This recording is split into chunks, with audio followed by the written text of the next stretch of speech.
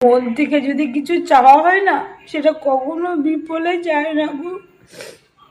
আমি প্রচুর ভগবানকে ভালোবাসতাম, ভগবানকে মন থেকে ভালোবাসতাম, তাই আজ ভগবান আমার জন্য প্রসাদ পাঠিয়ে দিয়েছে গো। তোমাদের কাছে এটাই শেয়ার করলাম যে এটা আমার কাছে প্রসাদ নয়, এটা আমার কাছে অমূল্য রতন।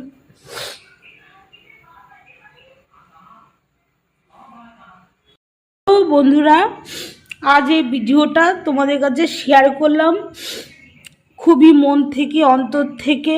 কারণ এই ভিডিওটা শুধু ভিডিও নয়, এটা ঠাকুরের প্রসাদ। বাবা লোকনাথের জন্মদিন আজকে, আর গোপালের জন্মদিন।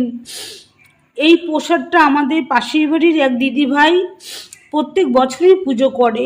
তাও যখন পুজো করছিল সকালে, আমি তখন মনে মনে একবার বলছিলাম যে হে ভগবান, যদি একবার বাবার প্রসাদ যদি একবার আমার বাড়িতে আসতো।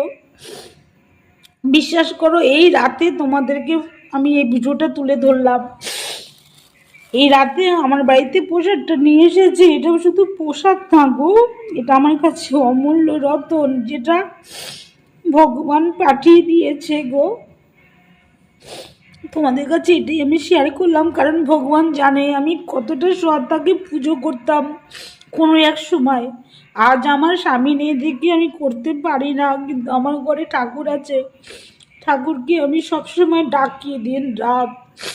ঠাকুর আমার জন্য প্রসাদ পাঠিয়ে দিয়েছে। দেখো বন্ধুরা, এই ভিডিওটা তোমাদের কাছে এই কারণে শেয়ার করলাম, কারণ আমার সব ভালো মন্দ তোমাদের কাছে আমি শেয়ার করে থাকি। তার কারণেই আমার চোখ থেকে জল চলে এসেছে জানো বন্ধুরা। এই ভিডিওটা বানাতে গিয়ে এটা আমার মন থেকে যখন চেয়েছে, সে পাঠিয়ে দিয়েছে আমার